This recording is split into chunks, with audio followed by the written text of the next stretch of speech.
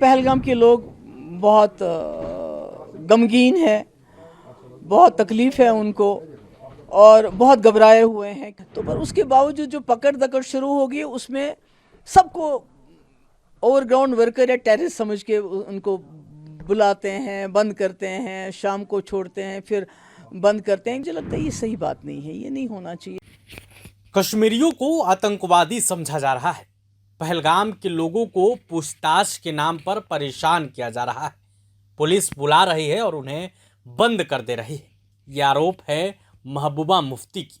आपको बता दें कि महबूबा मुफ्ती लगातार सेना की कार्रवाई पर सवाल उठा रही हैं। पहलगाम हमले के बाद पूरे देश भर में आक्रोश है। इस बीच महबूबा मुफ्ती के इस बयान से खलबली मच गई है। महबूबा मुफ्ती ने अमित शाह को फोन किया। दोनों के बीच लंबी बातचीत भी हुई। दोनों के बीच क्या क्या बातचीत हुई खुद महबूबा मुफ्ती बता रही हैं, आप सुनिए। गमगीन है, बहुत तकलीफ़ है उनको और बहुत घबराए हुए हैं क्योंकि यहाँ सबसे ज़्यादा पकड़ दकड़ का माहौल है। इसके बावजूद कि यहाँ के जो लोग हैं उन्होंने घोड़े वाला हो या टैक्सी वाला हो या जो भी वहाँ पर था, उसने बढ़ चढ़ के उसको मदद करने की कोशिश की। अपनी पीठ पे उठा के टूरिस्ट को अस्पताल लेके गए, खून दिया, यहाँ तक कि आदिल शाह ने अपनी जान भी दी। ये नज़ाकत है, इसने भी कई लोगों की जान बचाई उस वक्त। तो पर उसके बावजूद जो पकड़ दकड़ शुरू होगी उसमें सबको ओवरग्राउंड वर्कर या टेररिस्ट समझ के उनको बुलाते हैं, बंद करते हैं, शाम को छोड़ते हैं, फिर बंद करते हैं। मतलब कोई पहलगाम में कोई सैकड़ों लोग इस वक्त बंद हैं, बाकी जगह भी बंद है।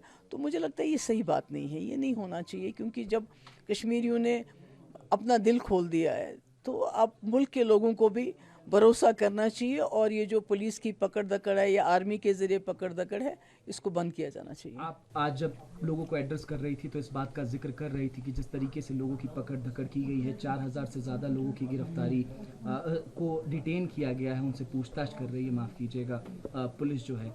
आपको लगता है कि लोकल्स का इन्वॉल्वमेंट हो सकता है? क्योंकि फारूक साहब का भी एक बयान आता है, उनका इतना बड़ा इंसिडेंट विदाउट लोकल सपोर्ट के it will be not possible. देखिए, ये तो इन्वेस्टिगेशन की बात है ना।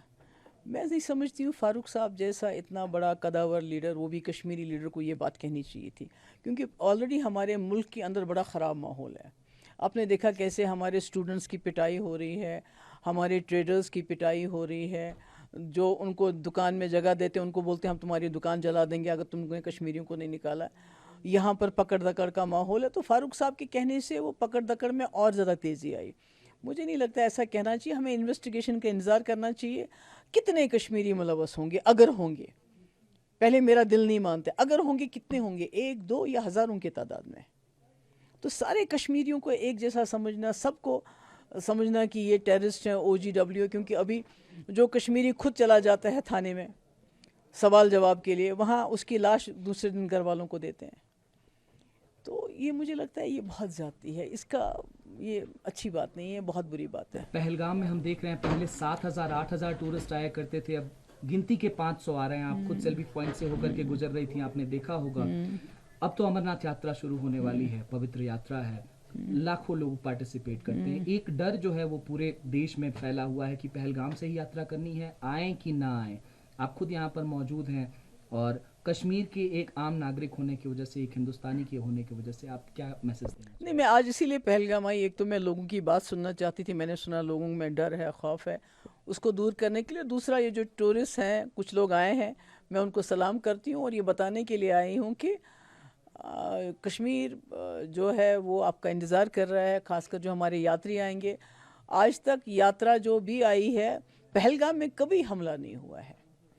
ये पहली बार आज हुआ है कि टूरिस्ट पे हमला हुआ। और पहलगाम के लोगों ने हमेशा यात्रियों का खुल के स्वागत किया है। और एक बार जब तूफ़ान आया था तो न सिर्फ पहलगाम बल्कि पूरे कश्मीर के लोगों ने उनको अपने घरों में रखा। तो यात्री हमारे मेहमान हैं, वो पहले भी आते रहे, अभी उनको आना चाहिए। घटना के बाद से ही लगातार जो टेरर की फैक्ट्री चलाता है पाकिस्तान, उस पर कदम जो है भारत सरकार उठा रही है। अब एक लॉबिंग की जा रही है और कहीं ना कहीं भारत सरकार प्रयास भी कर रहा है कि FATF की ग्रे लिस्ट में पाकिस्तान को शामिल किया जाए। ये तो बहुत बड़ी बातें हैं। मैं तो इस इकोनॉमिक्स इतना ज़्यादा नहीं समझती हूँ, वो तो वो जाने।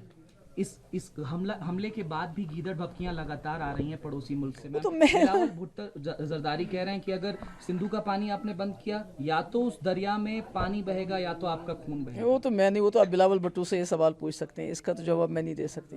कि आपकी गृह मंत्री अमित शाह साहब से भी बातचीत हुई है, क्या बातचीत हुई? जब मैं इल्तिजा जी का इंटरव्यू कर रहा था उस दिन मैंने सवाल पूछा, उन्होंने बताया कि आपकी बातचीत हुई, काफ़ी अच्छी बातचीत हुई है। आपने कश्मीरी लोगों की, जो बाहर लोग मौजूद हैं, उनकी सेफ्टी की भी बातचीत की है और नेशनल सिक्योरिटी पे भी बातचीत हुई थी आपकी।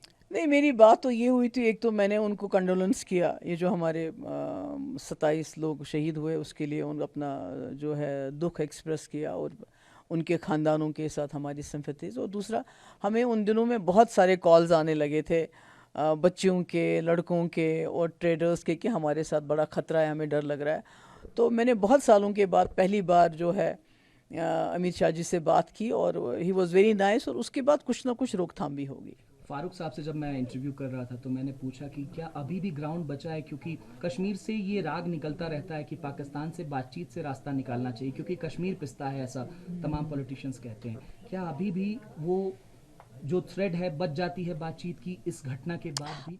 वक्त एक जैसा नहीं रहता है। यहाँ जब करगिल हुआ था तो कभी आपने सोचा था कि वाजपेयी जी करगिल के बाद जब वो बस लेके गए थे, उसके बाद करगिल हुआ, उसके बाद पार्लियामेंट पे हमला हुआ, तो ये तो वक्त एक जैसा नहीं रहता है, न लोग एक जैसे रहते हैं, न सरकारें एक जैसी रहती हैं।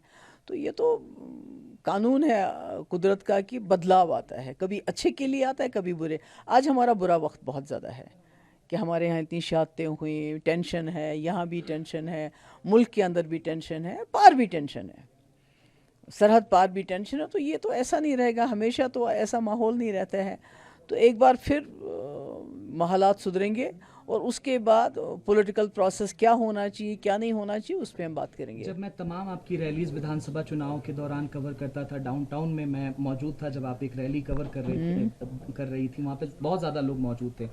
आपके जाने के बाद जब मैंने उनसे बातचीत की, उन्होंने कहा कि महबूबा जी कहती हैं कि आर्टिकल वापस आएगा 370, स्टेटहुड की वापसी होगी, चुनाव हो गया। मेरे ख्याल में आज मैं किसी और मौजू पे बात नहीं करना चाहता। प्रभातखबर.com, विश्वास वही, रफ्तार नहीं।